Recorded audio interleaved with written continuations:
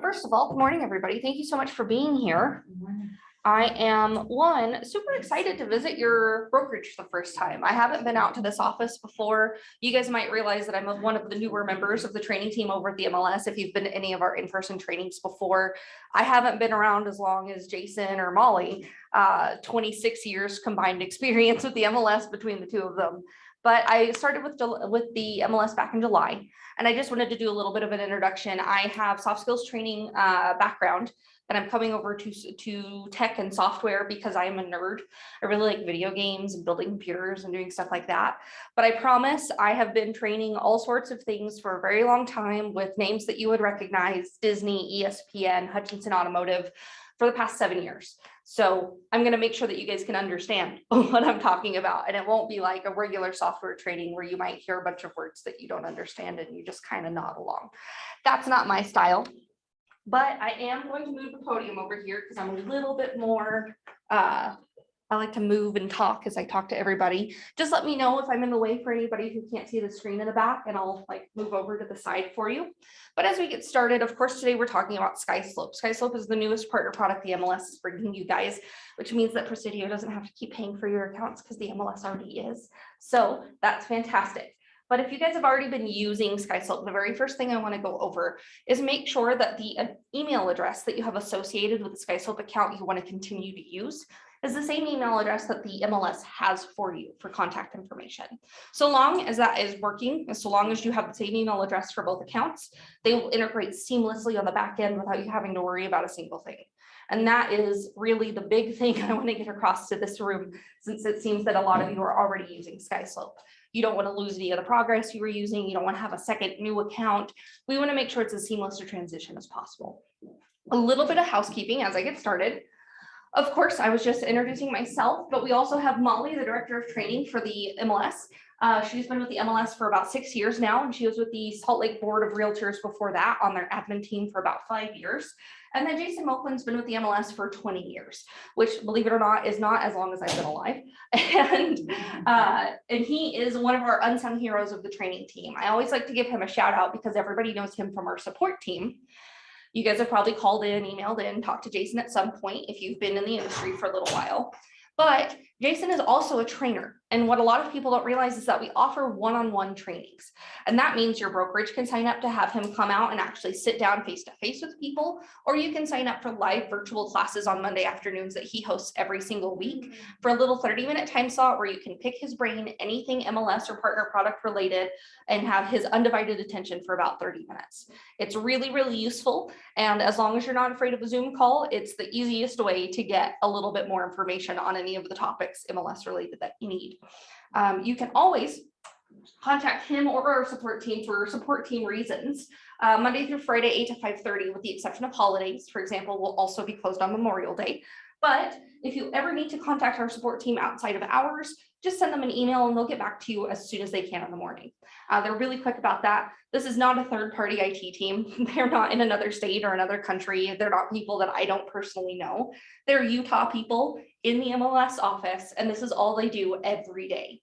So trust me, they, one, know how to help you. And if they don't, they know how to get you to the person who can. And two, they can do it quickly, and they can make sure that it's not going to be one of those troubleshooting calls where they're like, have you tried turning your phone off and then on again? All of those fun things. So please take advantage of the resource. It doesn't cost you anything extra to call our support team and talk to them. You could also email them or use the live chat function in the MLS, which is going to pop up automatically if you go into our support center. Just a couple of reminders that we have a help icon. It's kind of hard to see on the screen. Do you mind if I minimize that, or is that going to be an issue? Anybody? Should be fine. Okay, I'll just move it to a slightly smaller view. Thank you, guys. For those of you at home, I'm just moving the videos from the Zoom call so it doesn't cover the actual presentation. But the help icon in the upper right hand corner of the MLS is going to have a lot of those links and information for you anytime that you do need help. So first is the contact us button in bright green. You can't miss it whenever you open that drop down menu, and it'll bring you exactly to this information on a page so that it's very clear. And you can even start calls if you're on your phone navigating the internet straight from these links. So then there's the support center. If you're not familiar with the MLS support center, I highly recommend that you start becoming familiar with it. It's essentially a miniature Google or Wikipedia page. It's got all of the information about the MLS that the support team and the training team have been able to collect over the years and update and whatnot. Lots of good resources and walkthroughs and videos and recordings of our weekly webinars that we do on Mondays. But you can get to that through the support center link on the help icon. And there's a little search bar at the top where if you put in any keywords, all of the resources that match that keyword search are going to pop up in a drop down from the search bar. And you can then look and see what resources we have for you about what you're curious about. Super duper simple to use. If you are more of a DIYer and you don't like talking to support agents or having back and forths in email or something along those lines, Support Center is a great resource. It's actually where I've learned to do most of my training, is actually reading through a lot of our materials. And then of course the trainings and classes calendar is there. It's the fourth link down. It looks like the third because that contact us looks like a header for the drop down menu. But the trainings and classes calendar, you can always sign up for classes like this one, where we're just talking about a partner product, making sure you guys are familiar, or you can sign up for those virtual sessions I mentioned with Jason, or any of the in-person sessions at any of the associations or brokerages that are hosting him. And you can also sign up for CE accredited courses at no extra cost to yourself. You don't have to pay to attend those. You just need to make sure that you're registered ahead of time so that we have your license information to make those credits with the division. And those I also help teach. And they're a lot more fun than what you might think a software class would go. I promise today's going to be a great example. Next to the help icon in the MLS is also the news icon. Now this is kind of an unsung hero of the MLS. Does anybody know who our software provider is for utahrealestate.com? Anybody in the room know who designs that? utahrealestate.com does. So we are one of the few MLSs in the nation. Actually, I think the only MLS for sure in the nation that has in-house developers designing our MLS software for your listing purposes. And we make sure that it's run by a board of brokers and agents working with our team to make sure that it's up and running and also always efficient and always on the top edge of technology for agents and brokers in Utah. We're not making this for people in New York or people in California or people in Texas, but we are making it for you guys in this room. So anytime you have problems, anytime there's anything that you don't know about, one thing I want to make sure you know is that you can contact the support team and let them know, hey, I have a suggestion.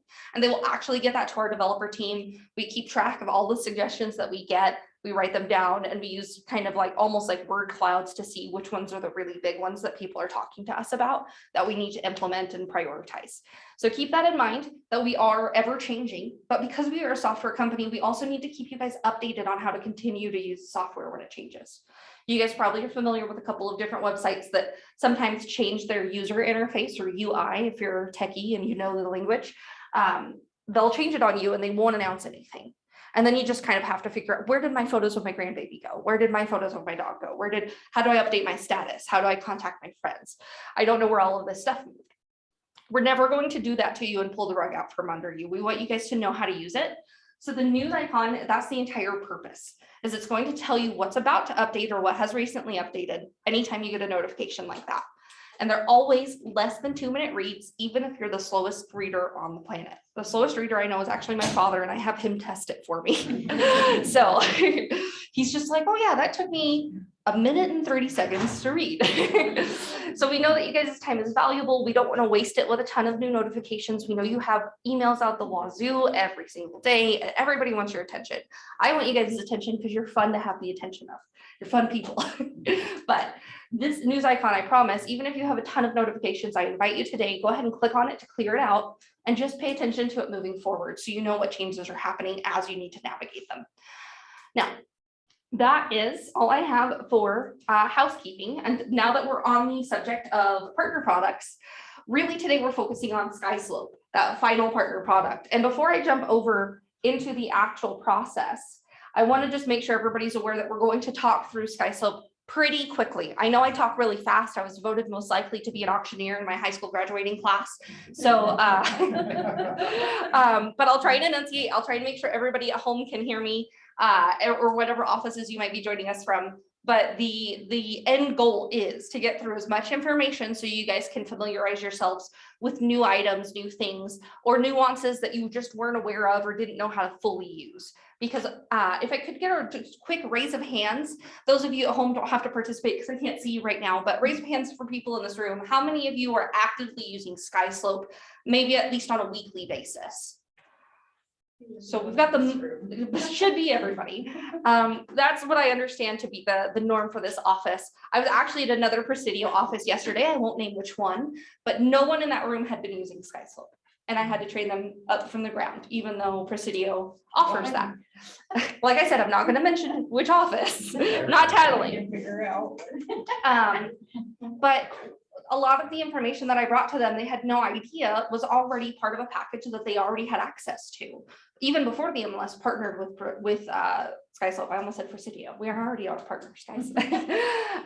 So all of that being said, I want you guys to know that we're going to do a short Q&A at the end. So if I don't answer any questions that you already have in your head about Skyslope and about the way that it's integrating with the MLS and how to use it, then make sure that you just save it till the end, and I will stay and answer questions afterwards. I promise not to make you late for your power lunch or whatever this is that you guys are excited about. Yeah, you're welcome to.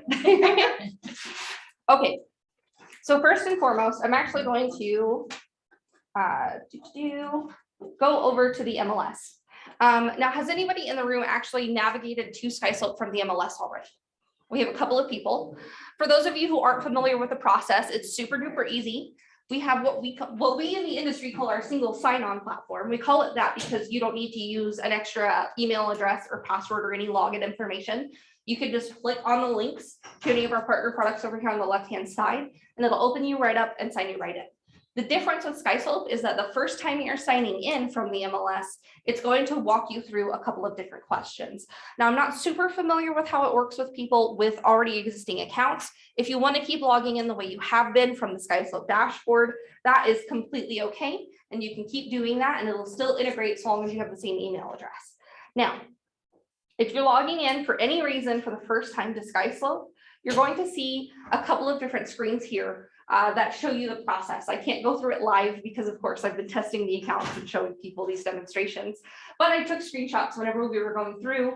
The very first screen, it's going to greet you as a utahrealestate.com member. So you know you're in the right place. You know you're not accidentally in Kalamazoo's MLS somehow for Skyslope and all of that information. And then the rest of it's going to be pretty simple because it should auto-populate information for you. I'm assuming because most of you guys are here homegrown in Pleasant Grove that you're working in the area and that you're not probably licensed in multiple states to be able to work across borders if you're living in a border town. But if that ever does happen, you can always add additional regions here that you're licensed in. And that's the only reason you wouldn't need to go ahead and click the next button automatically at this step. Once you do click the next button, the next thing it's going to show you the different libraries you're going to have access to in Skyslope. And you guys probably are already using Skyslope forms that have been uploaded for Presidio and all of that information. But because of the MLS's partnership with UAR, we actually have a really cool thing. So we're actually hosting not just the utahrealestate.com forms library and listing input forms, but we're also having them host the UAR forms. Because of that, they have to have a contract with the Utah Association of Realtors in order to make sure that information is always up to date and accurate. The other thing about that that's really neat is that because they have that contract, they are expected within 24 hours of any changes or new forms or deleted forms changing in the UAR forms library. They have to have it coded and uploaded to where it's pre-mapped for you guys in 24 hours or less.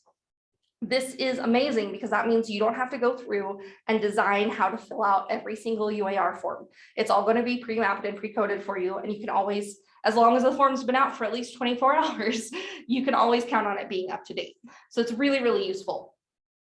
Once you agree to those 3 associations, the next thing you're going to need to do, and this is going to be a big thing that I want to make sure that anyone who's working with a non-licensed assistant of any kind, a transaction coordinator, maybe or any of that information, I'm going to get into some weeds with you here in a second, but it'll be quick. So you need to make sure you authorize your NRDS ID. Your last name and your NRDS ID need to be put into this step 1 of 2. And then once you hit the blue button on Find on AR Records, it'll validate that you do have the correct NRDS ID. And it should show your name and your brokerage on the second step 2 of 2. And at that point, if it's valid, if that is the correct information coming up, go ahead and hit next. If not, hit that search in AR again and make sure that it's accurately tied to your account. We have to make sure, because they do host UAR forms, that only people who are actually licensed realtors have access to the Utah Association of Realtors forms library. So we do have to be careful about who's using it, but this is only going to happen the very first time you're logging in. So if you've already been using Skyslope forms like most of you have, shouldn't be that big of an issue. However, if you are an assistant or working with an assistant who is not licensed, then all you need to do in order to get into Skyslope forms to work for anyone who is licensed that you're partnering with is go into your profile and on the MLS and work as other before you launch Skyslope forms. And that will sign you into Skyslope forms as your licensed realtor that you're assisting, and you'll be able to do actions that way. We cannot allow anyone who's not licensed to have their own logins and things because of that UAR restriction. So keep that in mind. But as long as you have that access to the work as other option, if you don't know what that is, if you're an assistant or your assistant might not know what that is if they're not in the room, make sure they just call the MLS support team. It's a super quick thing to initiate, and just the two of you need to agree to it on the back end. They'll walk you through the whole process. It takes less than 2 minutes. Again, very fast. So I'm actually going to jump over to the Skyslope screen for logging into the dashboard for the entire Skyslope suite. That's probably what you guys are familiar with. Is this a familiar screen to everybody? Okay, I'm getting nods. That's good.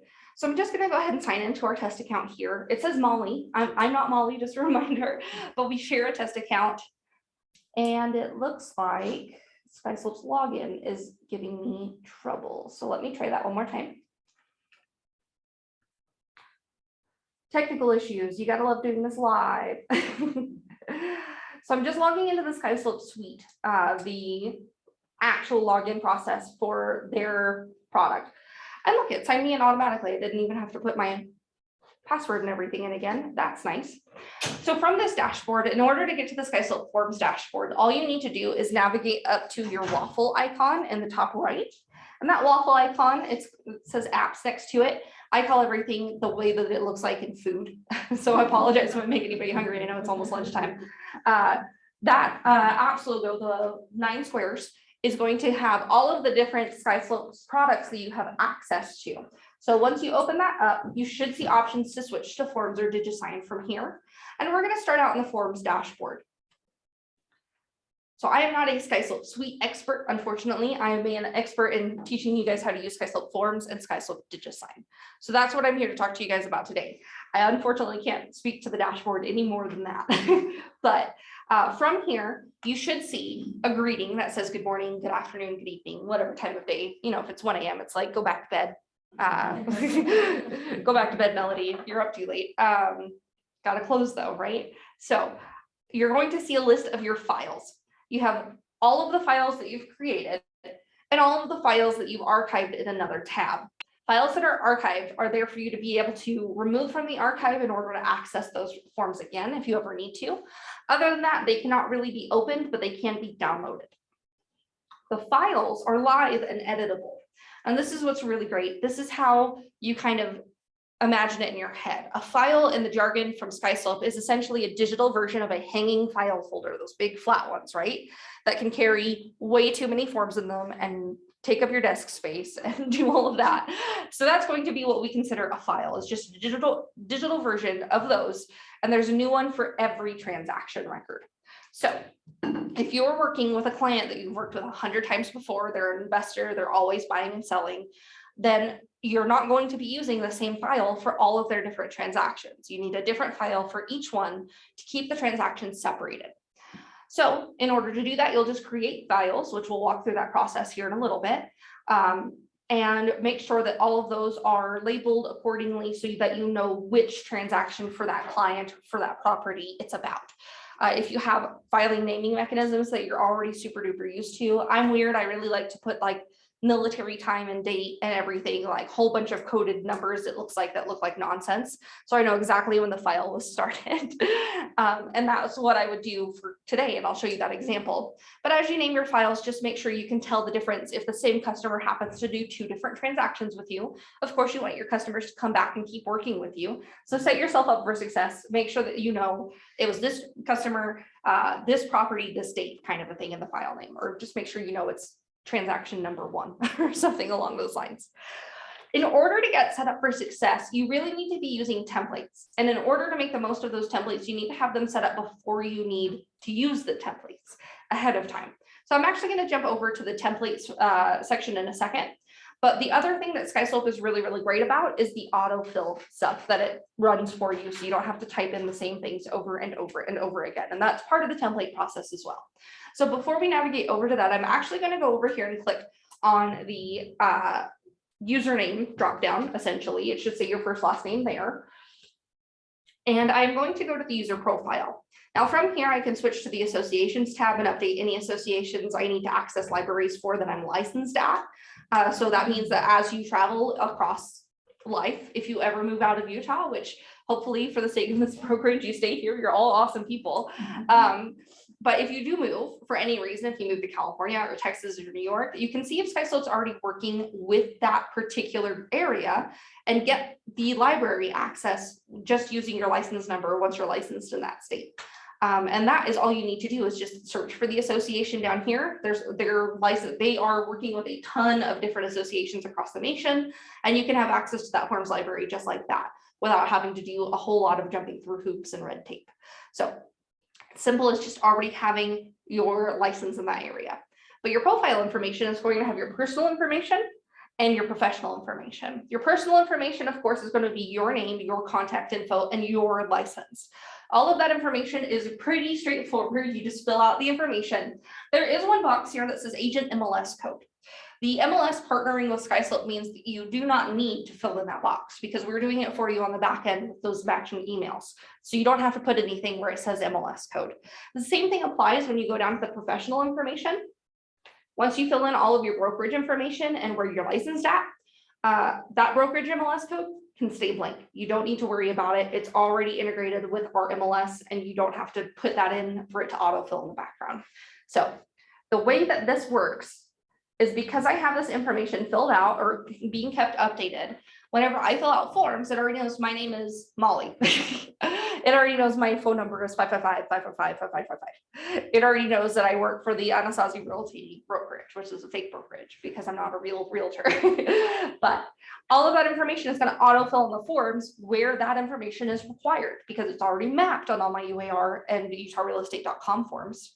And it now knows that that's my information and it's going to apply it wherever it is applicable, essentially. And it can tell the difference between whenever I say I'm representing the buyer or the seller. So if there are forms where both the buyer's agent and the seller's agent need to sign, then it's only going to fill my information in where it's relevant for me on that contract. That's going to be so much time saving, guys. If you're not already making use of this, make sure that you fill in all of your profile info so that it does autofill. Now we're going to jump back over from the profile back to the dashboard view, the main view that you're logging in at, and we're going to go over to templates really quick so you do know how to set yourself up for success. Now I have a whole lot of personal templates. Each one was created during a different training that I've been working with. As you can see, I did one, like I said, with Presidio yesterday, and we're going to be doing another one today. But does anybody have any preferences on whether or not we go through a buyer or a seller transaction? Nobody? Okay, cool. I like to go through the seller because it does require more information and it shows how the MLS integrates a lot better. So we're just going to start from scratch with creating a new template. And of course, it's going to ask you, oh, I have a question About templates. Does Presidio already have templates set up for us? So if Presidio has a broker license with, or has a brokerage license with Skyslope, then they will have, if you go back to your templates, and I don't have access to Presidio's, but underneath your personal templates, there should be a different section of templates called brokerage templates.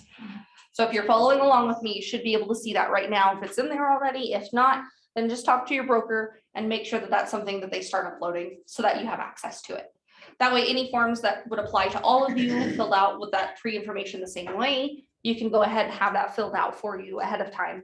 And you can even add it to some of your personal templates if you like, if you want to add more paperwork or more special information. So one of the boxes should say broker template. Yes, so like this one says 12 personal templates up here at the top. However many personal templates you have, you just scroll down to the bottom and there should be another box that says brokerage templates. And that would have all of the brokerage templates. Yeah, I don't have all those templates. I just been saving them and then I'll put them in. But if your broker doesn't have any templates up right now, that doesn't mean that they aren't in the process of creating some, or that they can't go ahead and call Skyslope support team to make sure that they have the right access to do that moving forward as the broker account. So it's still going to save you time down the road. But creating a template, we're just going to start with that create a template button. And then you can select which side of the transaction you're representing specifically. So we're going to walk through the seller. And we're just going to do a couple of forms as examples. I have to remind everybody, I'm not a real estate agent in any way, shape, or form. I have no real estate experience except for having purchased a home with a real estate agent in my past. So I don't know the forms backwards and forwards. Unfortunately, that's been my kind of kryptonite or horcrux, if you will, with the system. So as we go in, I'm going to ask for some help from the audience to get me going through the forms. But you just start out by naming the template. Just something simple. If you know that you're creating a basic starter packet for your selling agreements, then you're going to need maybe a Rep C and exclusive right to sell agreement and those things. So what would you call that? You'd probably say your seller starter packet or something like that, right? So we can just call that seller starter packet. You can name it anything you want. No one else is going to see your template names, unless you let your clients read over your shoulder, in which case keep them professional, I would advise. Crazy cat lady templates or things like that. So we're gonna go ahead and name it whatever we like. And then it's gonna take us to the access of all of our forms library. Now, if you notice, it says all libraries here under filter results. And if you drop that down, you can change to what specific form libraries you're looking at. So you don't have to dig through them all. But there are 120 forms on the library as it stands across all three that we have access to. The URE's listing input forms, UtahRealEstate.com's entire forms library, and then of course the UAR forms library. But what's also really nice is instead of having to Control F on your browser, if you guys know that trick, you can actually search for anything just by typing it in the line across the top, and it should show you anything associated to those particular keywords. So I typed in Rep C, and that means that if I just go down to the R's, that I can actually find the Rep C form, the real estate purchase contract Utah DRE form from UAR. And that is going to be as simple as adding using the plus button. Now, if I'm not sure if that's the form I want to use, or if I just wanted to download a form and use for some reason a different thing that I pay for outside of what the MLS or Presidio is already paid for, I can click on this and I can download or print it from this view without having to go any further. This is the fastest way to get through your forms library if you ever need to just download something and share it with someone. But I can double check that this is the correct form. It has the entire form in the preview, all however many pages that Rep C agreement is. And I can download or print it this time, or just use it as a preview before I hit add. Now, the exclusive right to sell agreement is the other one that we're going to go ahead and add today, because that would make sense for this particular packet.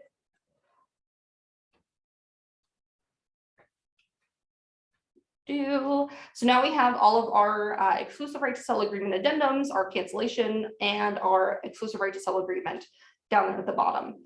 Before I move on, I do want to point out that down here near the bottom, it says that there are 2 forms added and I can view those. If I'm creating a really in-depth packet with a whole lot of paperwork for my template, at this point, I can double check that I have everything I need in this little dark blue box. And if I clicked anything by mistake, instead of scrolling through and trying to find where it was, I can just remove it from this dark blue box as well. And that means that I don't have to keep scrolling, keep searching for forever to make sure I have everything I need for that template. Super duper useful. But that's just a little pop-up that you just click on the view button to see those, and you can do with it as you please to kind of track your work. Now we're going to go ahead and hit continue. And the process is going to take us to a pre-mapped form that's not going to be filled out at all with any of our information. This is going to look a little bit confusing to you because I just told you if you have your profile information filled out, then it should autofill a lot of this. But because you also don't have any client information filled in, you might have a specific office address other than your brokerage office that you work out of. Maybe it's a branch and you have your actual broker that you report to, whatever the case may be. This is just where you can take the 80-20 rule, and anything that applies to at least 80% or more of your paperwork that you go through for this type of agreement, you can just type it in and fill in anything in these boxes that you like. And it will apply it and then let you overwrite it right before you send it if necessary. So this means if you have the rare occasion where it's not the norm, go ahead and put in what the normal thing is, and you can just make sure to overwrite it for any of those rare exceptions. So go through and fill out these forms. And I think I might have, there we go. If you fill in that date and it doesn't let you delete it, just hit the clear button. I've just learned with you guys right here in the room. You can also change what order the form packets are actually appearing in. So you can add additional forms from the forms library using this bottom left add forms option. And you can upload custom documents. Now, this means that if you have documentation that you particularly use as an individual, something that maybe your brokerage doesn't supply that they would have in a template for you already, then you can upload it and map it as well, or pre-fill it out at this point in the template as it would apply to any of your clients, kind of a thing. So this means any health and safety disclosures, anything of that nature that might be newer and nuanced about some forms that you might need to work with someone. You can add all of that at this point, even if it's not a UIR or a UtahRealEstate.com form. And if you're adding it in a template, that means you don't have to upload it over and over again. Super duper useful. And you can just use that upload documents at this point. There are other places in the process of filling out client forms, where you can actually upload those as well. But if you're making a template anyway, that's always going to need those forms, go ahead and upload them at this point in the process. Question in the middle. When UAR updates those forms, will it automatically update those templates, or will we have to redo the templates? It will automatically update the templates. That is one of the nicest things about it, is you do not have to redo your templates every single time a form changes, because we all know how often that happens. So when UAR updates those forms, what Skyslope is actually going to do is replace the form if it changes with the new mapped form in their system. If there's a new form, you will still need to go back and add it. But if there's just a minor change to a form or a form is no longer required, it will then either disappear if it's no longer required, or it will change in the system. So the next question on that is, when we were doing these in DocuSign, if we replace the form, it doesn't adjust the tags or the fields. Will we have to go back and adjust those fields? Because sometimes it might change the formatting where those original tags were located. How does that work here? So that's a really great question. As I mentioned before, that UAR and Skyslope have a contract to where Skyslope is not only going to update all the forms, but they're going to pre-map them for you. So whenever they do pre-map them, they make sure it's mapped before they swap them out with anything that might be in your templates or your libraries or your client files. Which they won't do anything that's already been signed, don't worry. But they'll swap them over and it'll be seamless. It'll already be mapped. You won't have to remap everything. You won't have to take, oh, why are these checkboxes across the top of this paragraph? That's crazy. I need to move them just off or 3 pages down or something like that. You'll never have to worry about that because Skyslope will take care of it. And if for any reason they haven't, you can call their support team directly, and that information is available via that dashboard and their help icon on the lower left. So keep that in mind. They have a really great support team that's won lots of awards. We like to, at the MLS, train up and make sure we're your first point of contact for most things Skyslope related. But if it's something that Skyslope, you know, for a fact is the person to contact, like something like the form is mismapped or something like that, they will correct it in no time. It's very, very quick service. Question. Yes. So if you create a template with multiple forms, do you have to send that all together, or can you send just one? Like if I added an addendum to that, could I just send an addendum, or do I need to have that in a separate template? So you can, once you use the templates, it'll apply it to the files, but it won't apply it to any of what they call the envelopes, which is what the URE library used to refer to as packets that you were making to send out. So you can pick and choose which of each of the forms you actually send out at a time. You don't have to send them all out as one template. It's very, very useful. So let's see, exclusive right to sell listing agreement is where I like to do this example. So I'm going to jump down to that. And there is an option in the third item. So, sorry, what was your name? Shawnee, Shawnee, what is your typical protection period on your exclusive right to sell agreement? I do 3 months. 3 months? Then you can type in 3 there. And anytime it's changed, if anybody wants a 4-month agreement or a 2-month agreement or a 30-day agreement or something, and you're willing to meet those terms with them, then you can go in whenever you're getting ready to send it and just overwrite what you put in. But if it's your typical agreement, you don't need to fill that field in if you filled it in on the template. So I'm just going to save that as the example there so I can show off that it works. And I'm going to move forward with saving the template. So now this is one of the things that I have had a little bit of feedback on. I have a lot of personal templates on the screen right now, more than you can all see in one view at this point. So I'd have to scroll down to see all of them, and all of my new packets, all of my new templates are being sent straight up to this top left corner. And it's in order of when I created them. That is the only default, the only way to view them right now. But we have suggested to Skyslope, which they are trying to make sure that they are specifically catering to the real estate industry, which is really cool. And the fact that they're a newer company, they're a lot more willing to be flexible and work on things with us. That some of our agents have expressed that they would like different sort options for their templates so that they can see alphabetical order, date created, last customized, things like that. So from your personal templates, just a quick note before we move on. The Twinkie button, as I like to call it, those 3 dots that look like a Twinkie's been filled on the bottom, has a couple of different options that you need to be aware of to really make use of these tools as well. And that is that you can duplicate a template and then go in and edit it and change one little thing if you have 2 different versions that you'd like to have available. You can also change the template type. If you accidentally chose seller and you added a bunch of buyer agreements and you were just not having enough coffee in the morning when you did it, absolutely understandable. You can go in and change what type of transaction that template is for. If you need to add forms to it, you can add forms. If you need to remove forms, you can remove forms. And if you need to edit it for any reason, you can go in, see that same view we were just in, and make any edits that you need before saving it again. So if you have 5 different go-to ways of filling out seller opening packets whenever you're doing those seller agreements with a new client, all you need to do is duplicate those same forms and go in and make the minor changes that you need for each of your templates and make sure that they're named where you know the difference between all of them. So that's the only thing, and it'll save you a whole lot of time so you don't have to go through create a new packet create a new template every single time.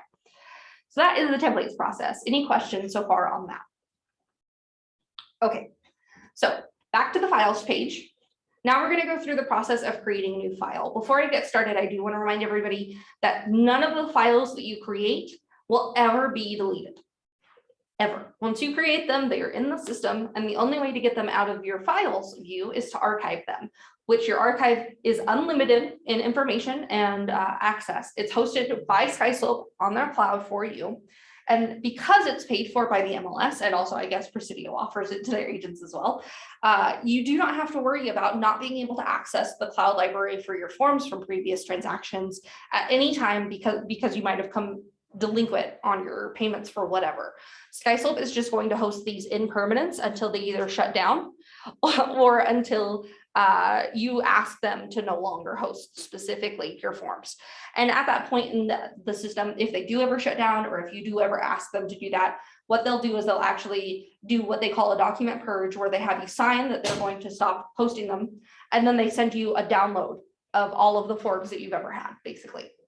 And you can download the zip file, store it where you need, and still have access to them in the future. What this means is that you don't have to keep all your files saved on your computer for the rest of existence. You don't have to go through a laptop a year because you're just using too much data on it.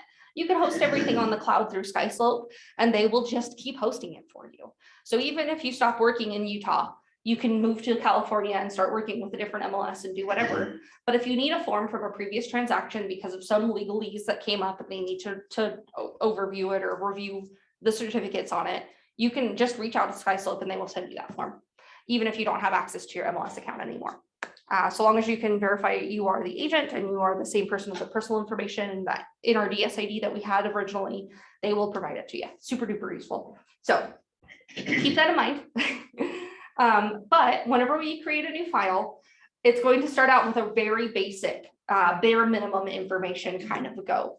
So we're going to go ahead and create a seller file from the representation here at the top. We have 4 options: buyer, seller, tenant, or landlord.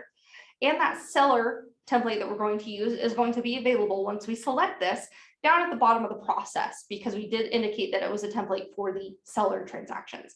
So going back through the rest of the information, I do like to point this out. This is one of my favorite features: the primary client on a file. You can add as many clients as you need to, but the primary client will be the first one, the one who needs to date and everything, all of their different initial paperwork.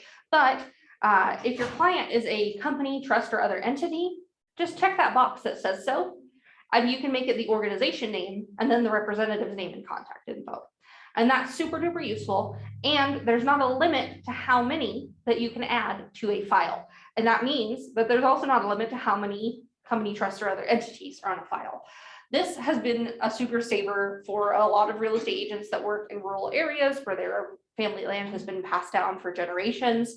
And now the land is worth a lot of money. The parents are gone. They've all been left it in the will. And instead of fighting over little 4 square foot areas between all of them of the acreage that they are left, they are now selling it and dividing the sales process.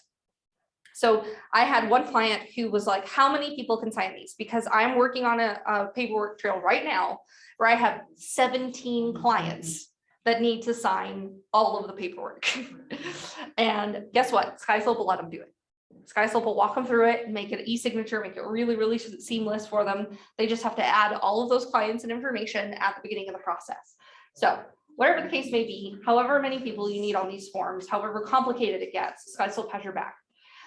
So I'm going to go ahead and go through with a primary client that's just a normal person, not a entity or anything, and we're going to do an example. So my client's name is Artie.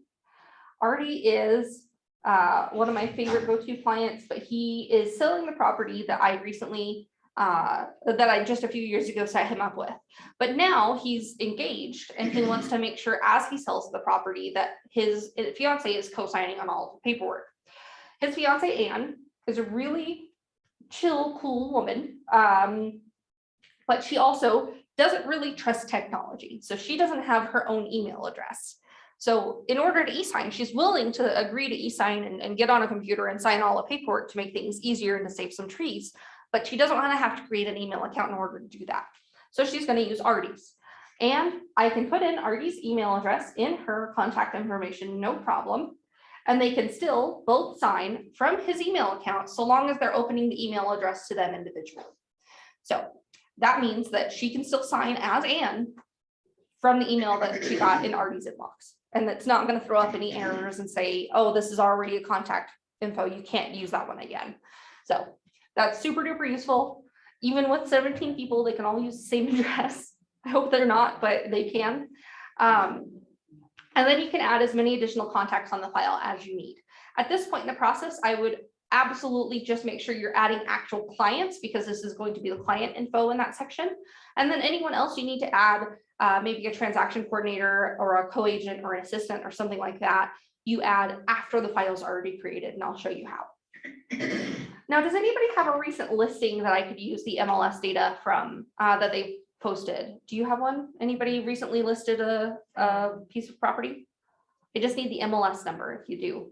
You know, I don't know if I'm gonna have that handy right now. Look. Look at my.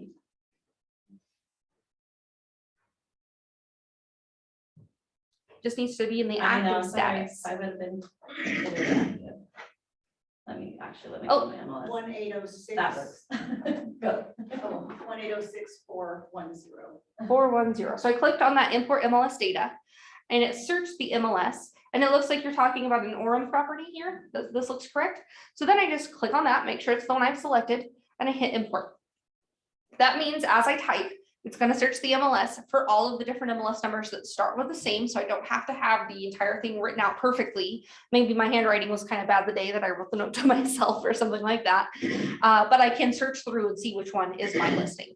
And then I can import that property information, and it's going to tie that property's information to this client file. Now, right now, they are working on fixing inclusions and exclusions being imported from the MLS, because right now that's not happening.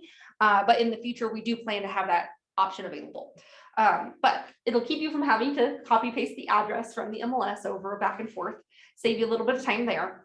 And then whenever it goes down to the naming mechanism, it's going to automatically add the address, if you have an address, as the file name. If you don't have an address, it'll add the primary client's name as the file name.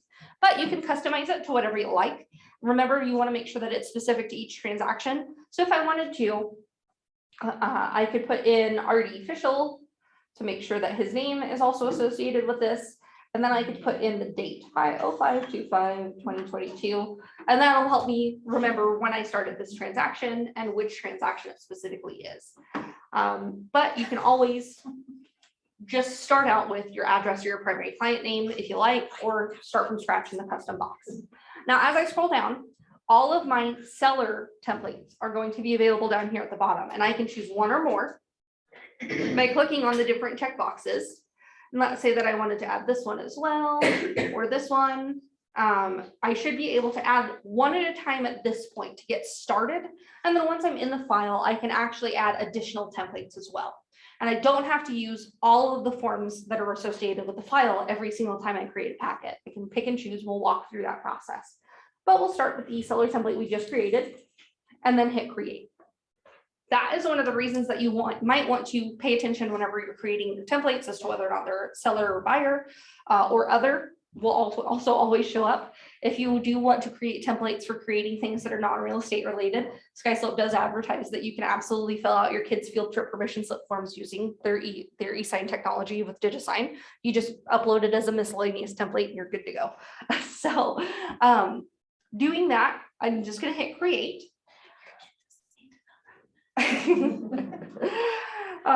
And then it's going to take me into the file. So this is, once the file is open, it will show me the file's name across the top so that I know exactly which file I'm in. And then I have three options. I can see the forms that I imported from that template that are already here on the file for me to be able to use and send. I can see envelopes, which is essentially packets, as the utahrealestate.com forms library used to call them. And this is whenever we gather a group of forms to send to a client. Anytime we send them, you can see the process and track the progress on it in your envelopes tab. And then the file details.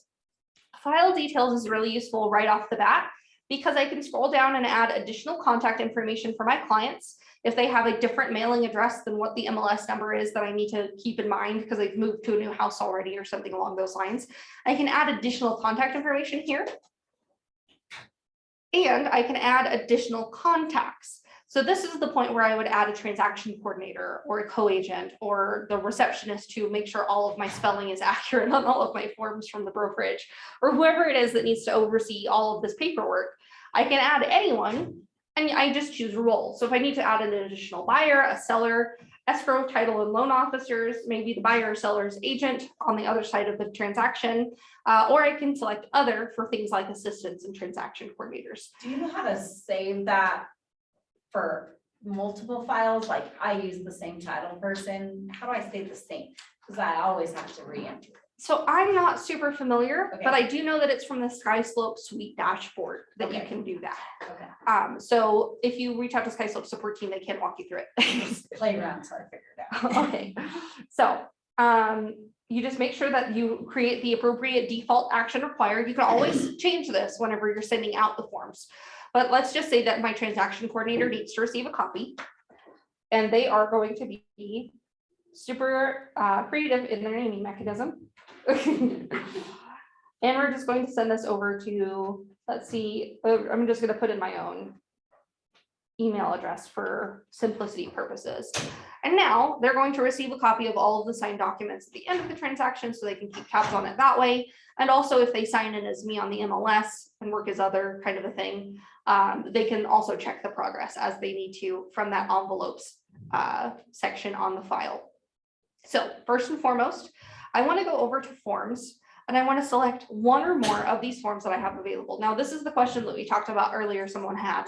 I can just select using this very grayed out circle, a checkbox of the forms I want to move forward with for my envelope. I do not have to add all of these forms in one envelope. I can pick and choose which ones I do add. And then whenever I add additional forms, I can add more forms from the forms library or upload documents right here, or even apply additional templates at this point. which means that if I have more forms that are pre-filled in my templates, I can just add them at this point. So whatever I need to do, I can then download them to fill out with wet signatures if that's what my client really, really wants. And then I can upload them just for the sake of file keeping later, or I can prep them to fill and send. Fill and send is going to essentially take me back to where I created the template originally, but it's not going to edit the template. It's just going to edit this before we start prepping it for signature. And that means that all of the autofill information should be auto-filled at this point so that I can see it. Artie and Ann, my clients on the seller side of the agreement, are already listed there, primary client first, and then any additional clients in the order that they were entered. I can change the order in which these forms appear in the packet using I call it the pancake stack button. Once again, another food reference for you guys. And I can remove any forms that I didn't need to actually have if I mistakenly added them before I got to this step.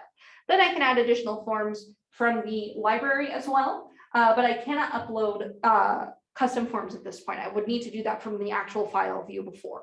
So as I go through and I change anything, so let's say that we want to go to that exclusive right to sell and back down to section 3, and we needed to change that protection period. I could do so at this point to any number that I need, and the template's not going to force it to overwrite to what I originally put in. So that way I don't have to put in that 3 months every single time. That's super useful. So I'm going to move that back to 3 months just for the sake of simplicity. And I can save this as a template with my client information saved in the template. If I work with this client a lot, this is going to be really, really useful. If there may be a condominium complex owner or a multi-unit or something like that, maybe I have the same seller agreement forms with them pretty frequently. I can create templates with their information auto-populated at this point. But it is going to auto-populate their information on those templates. So it's only going to be useful for those clients and that MLS property because it's already there. I can save and exit in case I need more coffee or to go for a walk in the sunshine and kind of clear my mind because I've been staring at my computer for way too long and too many people keep calling me. And I can come back to it later so that I don't make any mistakes while I'm filling it out. And then I can always prepare for signature. Now, if you're working with a buyer, whenever you create a file, you won't have an address from the get-go because you don't know what property they're buying, but you are entering an agreement to represent them as their real estate agent. But once you get to that point and you're ready to send them the paperwork with an actual address on it, you can then import the MLS number using that same import MLS data button that we have in the file creation process. And you can just type in most or all of the MLS number and it'll import all the information for you. So now I'm going to prepare for signature so we can go through that process, and it's going to invite me to create an envelope. This is what in DocuSign they call it an email send or a send. In .loop, I'm not sure what they call it, but in the UtahRealEstate.com archivable forms library, it's a packet essentially. And we want to make sure everybody has the right role before we move forward. Now, we can't add additional contacts to sign or review any of this information at this step, but we can in the next step, and I'll show you how. So Artie is going to need to be the seller signing. Anne is also a seller who needs to sign. I am an agent, and because I'm doing the exclusive right to sell agreement, I do need to sign this one, even though as an agent, it'll default no action required. And then my transaction coordinator just needs to receive a copy, or I can put no action and make sure I send it to her at the end of it, whichever I prefer.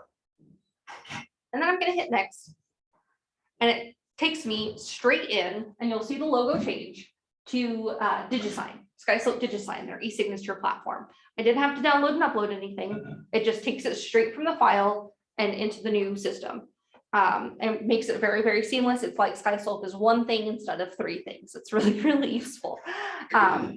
So here I have, like I said, a lot of pre-filled information, and I'll zoom in quite a bit so you guys can see a little better. So I have my real estate brokerage, my seller individual information, my name here, and then I can input the date of and everything as I need to, just from putting in, let's say, my own tag here in the signer, which note that they are color coded, and I can see on the screen as I add options who's going to be filling it out by the color coding highlighted.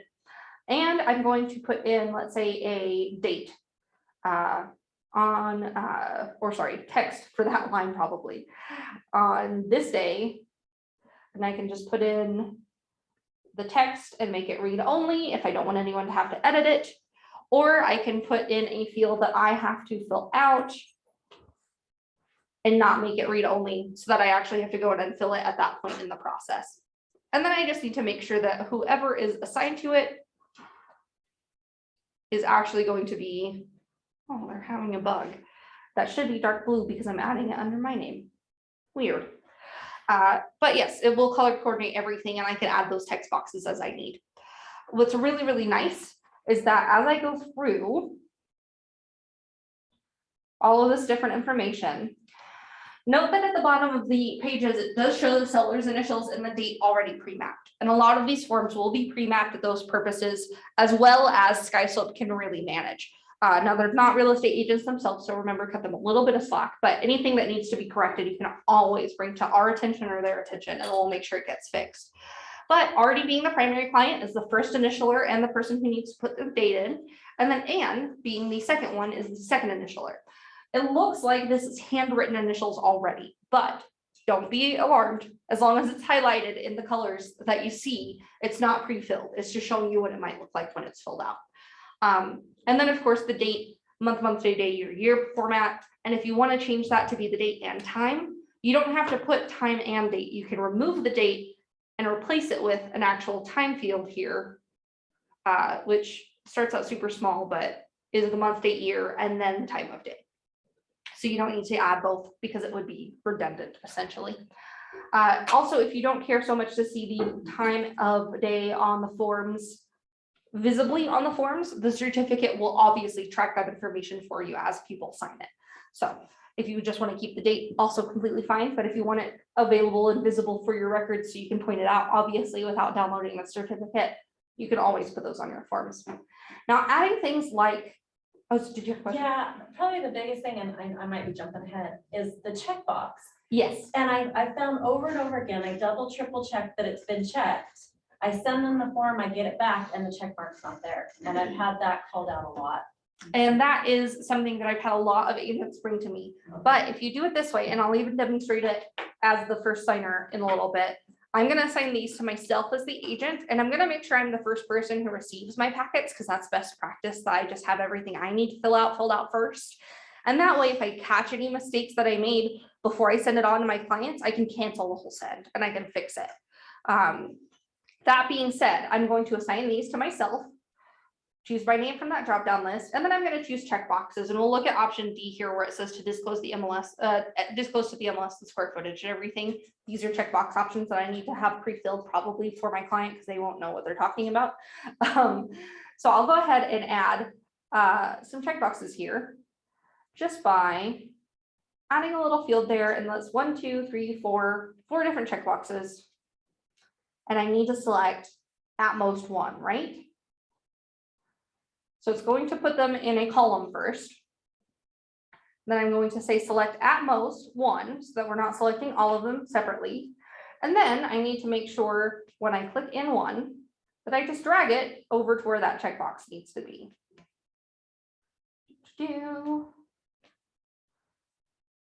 So this will map that part of the process pretty easily and simply for your client's purposes so that they can see it clearly. But if you're the one who needs to be filling it out and not leaving it up to them to see that it's already checked and just move on, what you can do at this point is just make sure you're the one assigned to it. And then that should be, where did I lose it? Okay, it's page 3 of 4. Like I said, not super used to these. Whenever I click inside the actual properties of the box, I want to double check that it doesn't say checked by default because it will check all of the boxes. And then I'm just good to go. I'm going to actually exit out of editing that. And now it's up to me as the first person who receives it to sign to fill out the correct box. If you want it pre-checked here, there is not right now a way to have it checked at this step in the process. So just assign it to yourself if it's something that needs to be checked before it gets to the client. And then of course, anything else that you need to add, let's go down to where all the signatures. So for example, the address and phone number, if I need Artie to put in his address or phone number, I just put in a text field there and click and drag, and it'll assign it to Artie. And then I make sure that it's not marked as an optional field because he does need to fill that out. And then if I want to pre-fill it for him, I can put text in here and mark it read only, and then he can just see it and move on, not have to fill anything in. Same thing for Anne. I need her contact. When they receive it, it's color coded. So it's not color coded when they receive it, but it won't show them other fields that aren't specifically assigned to them. So. Oh, I accidentally changed who that one was assigned to. And then I'm just gonna click outside the box and add another text field for and down here. Can I just mention a workaround? for Yes. Boxes? Because I just do a writable Mhm. with an X in it, Oh, and it, that's there's no better. problem. That's right. I That's do a great. read only also, That's just better. take the X and then move it to where It it's. takes like more that. room than the check mark. Yep, I like it. I like that. Okay, thank you. It's easier seen as well. Oh, yeah, I like that a lot. I hadn't heard that suggestion. Thank you for that. But as you see, I have this selected as not read only and not optional, so they have to actually fill this out and they fill it out on their end when it's their turn to sign. And then we have the signature, address, date, signature, address, or phone and date for them to fill out as it gets to them in each step of the process. And then of course, myself as the seller's agent or broker, I just sign it and date it. I don't need to put my contact info. They know who I am already, hopefully at this point. So as I get through, I just make sure everything is filled out the way that I need it to be. A couple of these fields do not have anything auto-filled on them, and I could have filled them in the step before this process is what I would have recommended before I took it into DigiSign and said prep for signature. Because of course you guys know what day your signature, your agreements are supposed to start being effective. You should have that information as you're creating the packet, kind of a thing. So make sure whenever you're about to prep it for signature, you can just type that in so that it's much faster and not even an option for the fill out part portion. So we go through all of that and just make sure everything is where we need it to be. And for the purposes of simplicity, I'm not going to go through all of the different parts of the form, but you can add signatures and initials. You can add full names, which they can edit whenever they're about to start entering their signature information for the first time. The date and time, those check boxes, there's no limit to how many check boxes you need, up to 99 at a time if you want to do it the way that I showed you, but that X trick is a lot more clever, honestly. And then text fields don't have a limit as well, as long as they fit on one page. They can have additional text fields and things. They do have a strikeout field, but as far as I'm aware, that's not something that we do in the state of Utah. So just use it wisely if you are going to use it. Maybe strikeout fields that don't apply to your current situation to make it simpler on your client if you're going to use it for anything. And then of course, you have your recipient section down here. Now I can't change the order in which these documents are shown anymore. I've already had 2 different opportunities to do that, but I do have the recipients has a little Twinkie button here where I can edit recipients. And this is going to make it to where I can add an additional signer group and take my clients out of the first signer group so that they don't get it until I'm done with it. That is best practice. I can add as many recipients as I need with whatever actions necessary as I need to at this point. And I can add additional signer groups, but signer groups are limited to 4. There are 4 signer groups maximum, plus whoever receives it at the end after it's all filled out. And you'll notice that my transaction coordinator down here receives a copy. She's not part of one of the 4 groups. She'll just get it at the end. So if I have buyer information already at this point, I could send it then to the buyer's agent second to fill out their information, and then my clients, and then their clients, and that could be my 4 groups. Super duper simple. Make sure everybody receives it in the right order so that it doesn't look not filled out to anyone who might be confused by that. So any of that information you can add here at the edit recipients option and hit save. Sometimes when you do that, it does change the color coordination, which can throw you off a little bit here on the actual forms. Notice that RD is now in purple and Ann is now in light blue, and I am still in the dark blue. So that will throw you for a loop if you're not ready for it when you add or edit recipients, but be prepared. It still will keep it all color coordinated for you, just different colors at this point. First time I did that, I had 6 forms and then I panicked and I'm like, what just happened? Did it totally just change everything that I just did? And then the outgoing email. Now this is actually going to have an edit message option, but you don't need to really mess with it before you're sending it unless you really want to, because whenever you do hit send, it's going to auto pop up that outgoing email and subject line for you to edit one last time before you send it. Make sure it looks good. You can't send individual email messages and subjects to individuals that are receiving it. It needs to be just kind of generalized to whoever's receiving it as a whole. So whenever you hit send, and you can save and exit or just exit at this point if you want to, it's going to default to this. You have documents to sign, your documents are ready to review and sign. I usually like to add something here. I used to work in HR a long time ago, and it was so hard to get people to sign their HR agreements, getting ready to get them to set up for a new job. So I would put in a silly phrase. That was something that I kind of made almost my catchphrase at the time. This is a best practice I just want to share with you guys for you to use as much as you want. It's free, you don't have to. But I would say something like, thanks for working with me. We work together like pineapples on pizza. And that's just kind of a silly thing that's harmless to say. Maybe they'll argue with me about it later on and it'll be more banter for us to build a relationship around. But if I put that in, I can then have my client, whenever they tell me, I looked up and down in my inbox, I swear I can't, it didn't come. That email did not come. I can't sign the forms. You need to send it again. I'm like, okay, go to your inbox, go to your search tools, search for pineapples. You're going to have an email from me and you're going to have an email from Smith's, and that's it. Like, it will narrow it down. So that's just a best practice I like to share. You just look for words that aren't commonly found in emails, like unicorns or pineapples or ziggurat or something like that, and find a way to make it your own. And that will help you be able to let your clients know, hey, I can help you find it really easily. Let's do it this way. And walk them through it. It's super duper fast that way, because all email inboxes have search bars now, right? So edit it the way that you like. Make sure that you're aware that it will send that way to everyone, and then hit send for signature. And what is really nice about this at this point is it will not only take you out to let you know that it's finished, it's done, it's sent, but because I'm the first signer, it's going to let me go ahead and sign it now. I don't have to go into my email and find the email address. Sorry, find the email that I received. I can go back to my dashboard by hitting I'm done, or I can go in and sign it right now and see exactly what my clients are going to see, which is first, an offer to accept the e-signature terms. This is exactly how it'll look for them. And I just either can read them and agree, or I can exit signing because I'm freaked out and I'm like, oh, I didn't want to do that. But I'll hit agree.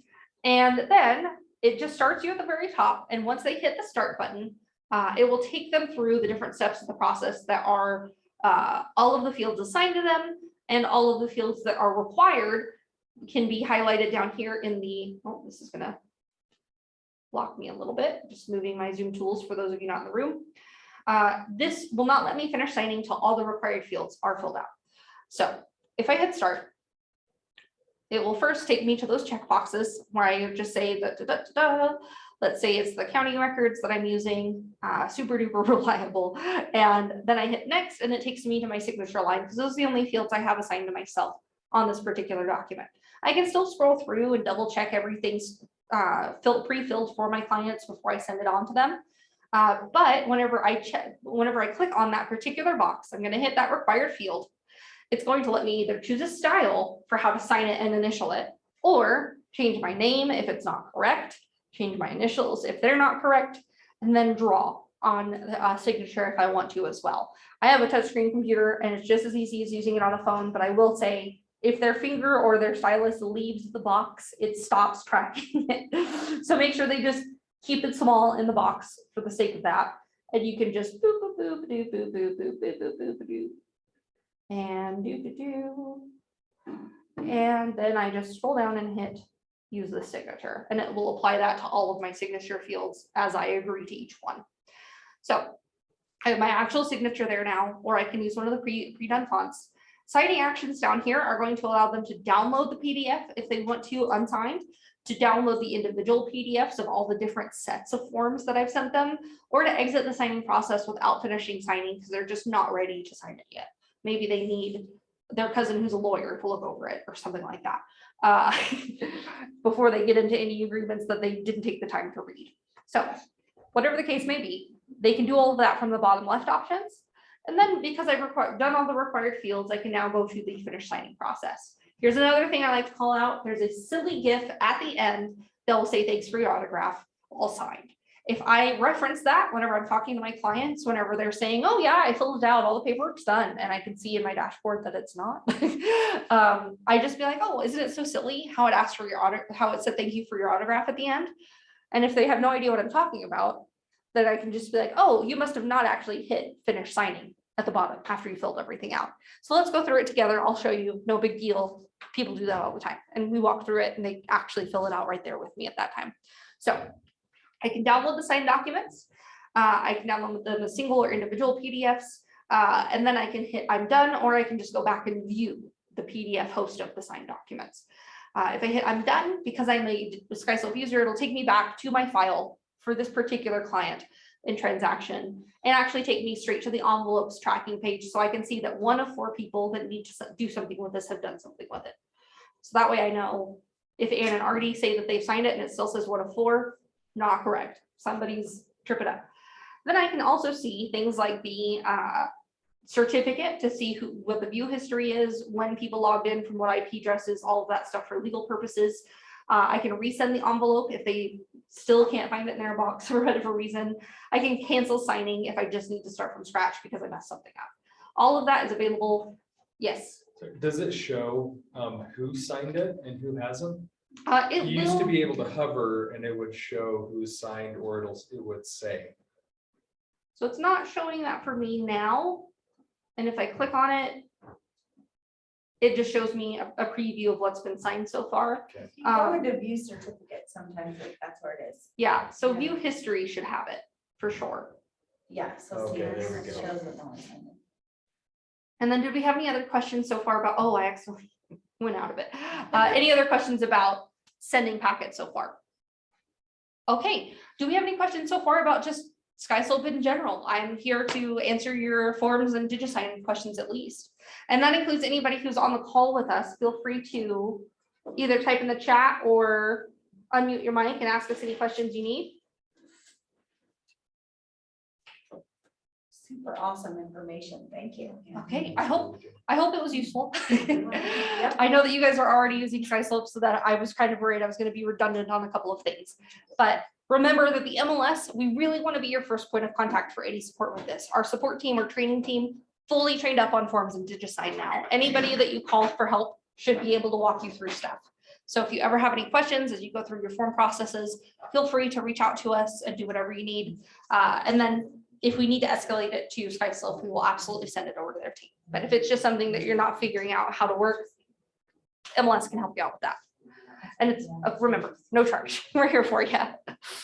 Well, I hope you guys learned as much as I have been through Skyslope. And if you guys have any other questions, I'm going to make sure that I leave my card at the front desk and you guys can just contact me directly or call our support team, of course.